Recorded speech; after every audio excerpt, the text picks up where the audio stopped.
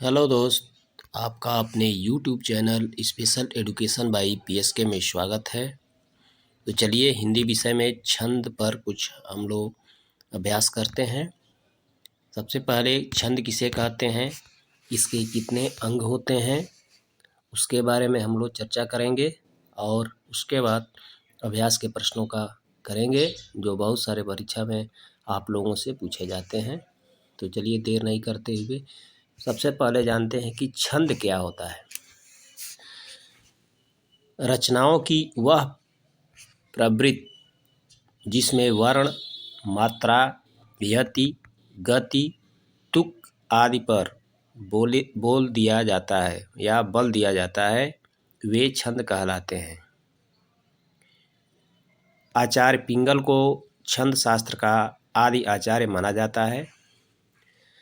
छंद सूत्र को पिंगल शास्त्र के नाम से भी जाना जाता है।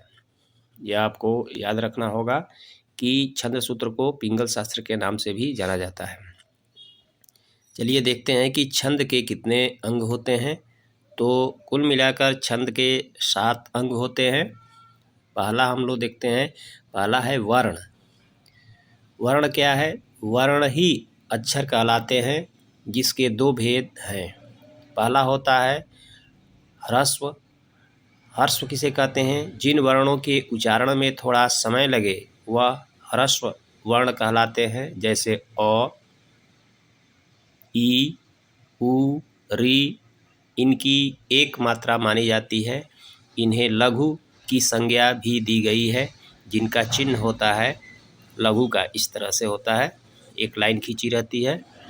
तो ये ह्रस्व की गणना ऐसी इससे की जाती है। दूसरा है कि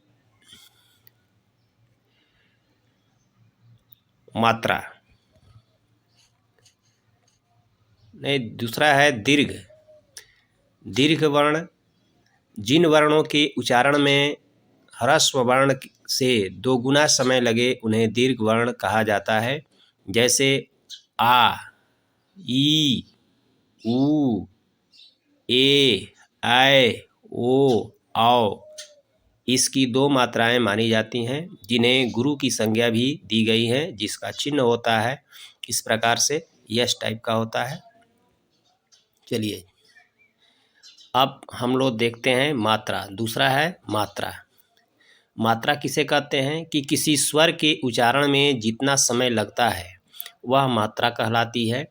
छंद शास्त्र में मात्रा की कई संज्ञा दी गई है, जैसे माता, मत, कला, कल।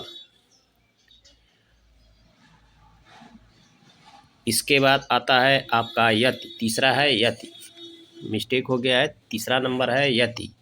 छंदों को पढ़ते समय कई स्थानों पर विराम लेना पड़ता है, उन्हीं विराम स्थलों को यति कहते हैं। अगला है आपका गति। छंदों को पढ़ते समय एक प्रकार के प्रवाह की अनुभूति होती है, जिसे गति कहते हैं। पांचवा होता है तुक। तुक किसे कहते हैं? तो छंदों के पदांत में जो अक्षरों की समानता पाई जाती है उन्हें तुक कहते हैं। तुक 2 प्रकार के होते हैं। पहला होता है तुकांत और दूसरा होता है अतुकांत। तुक वाले छंद तुकांत व तुकहीन छंदों को अतुकांत कहते हैं। छठवां है लघु और गुरु।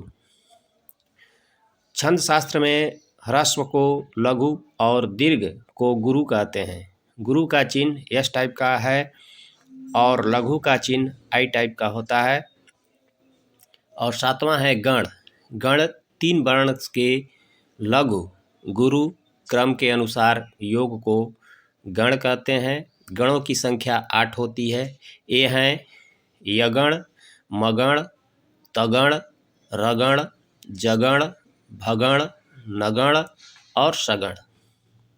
इस प्रकार से छंद के ये 7 भेद होते हैं या इसको अंग भी कहते हैं। तो चलिए अब हम लोग अभ्यास करते हैं। क्वेश्चन नंबर 1 है कि गणों की संख्या कितनी होती है। अभी हम लोग जाने कि गणों की संख्या कितनी होती है? तो इसका राइट आंसर आपका हो जाएगा ऑप्शन डी, 8 प्रकार के होते हैं। इनकी संख्या कितनी होती है? 8 होती है। छंद मुख्यतः कितने प्रकार के होते हैं? तो छंद मुख्यतः ऑप्शन ए 1, बी 2, सी 3 और डी 4, यह 2 प्रकार के होते हैं। छंद हर्ष और दीर्घ।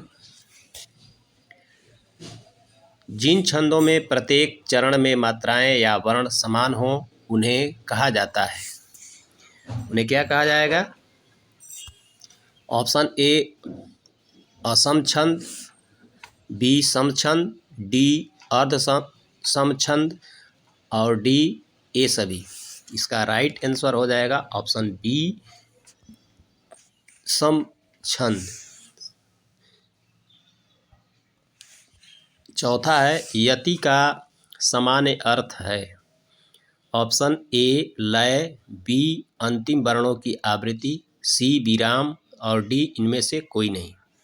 इसका राइट आंसर हो जाएगा आपका ऑप्शन सी विराम। यति का समान अर्थ है विराम।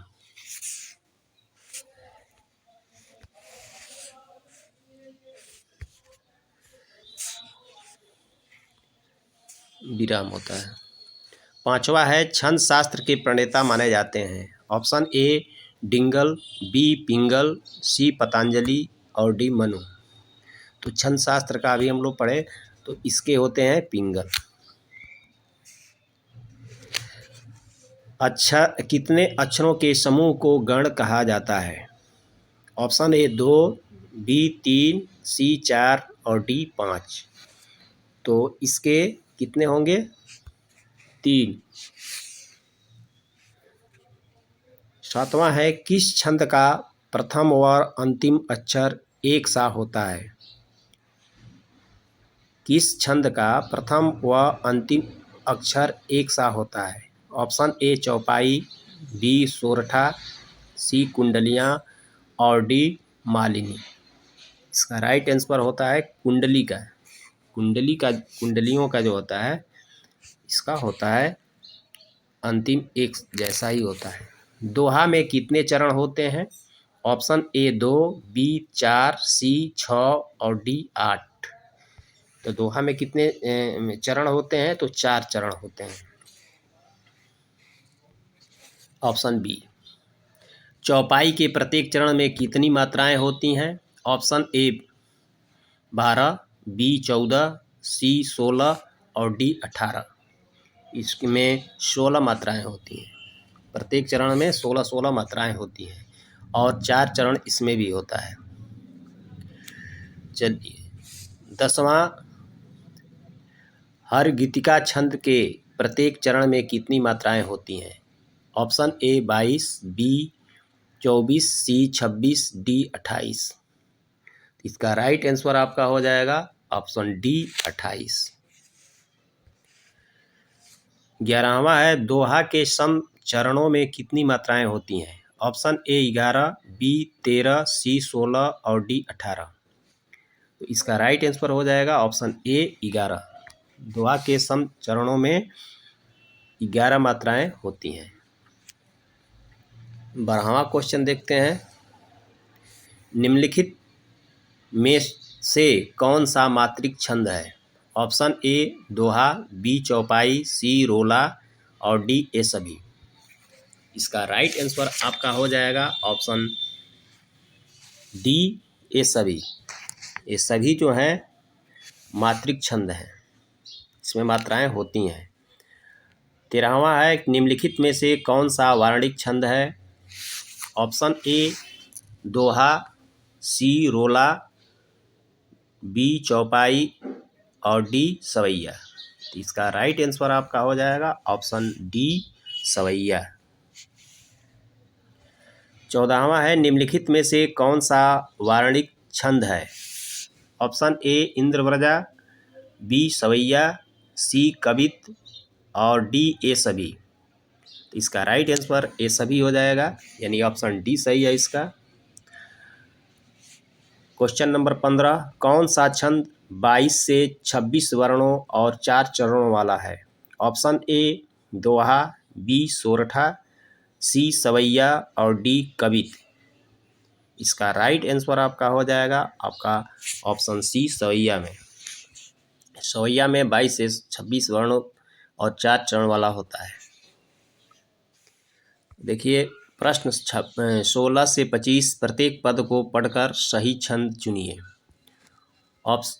इसका 16वां है चंपक हरवा अंग मिली अधिक सुहाय, जान परे सिय हियरे सब कुमिलाए। ऑप्शन ए दोहा, बी चौपाई, सी बरवय और डी कुंडलियाँ। इसका राइट आंसर हो जाएगा आपका ऑप्शन सी बरवय है, ये बरवय में आएगा। 17वां है मुक होई बाचाल पग चढ़ई गिरिवर गहन, जासु कृपा सो दयाल द्रवहु सकल कलिमल दहन। ऑप्शन ए सोरठा, बी बरवय, सी मालिनी और डी रोला। तो इसका सही है आंसर आपका ऑप्शन ए सोरठा।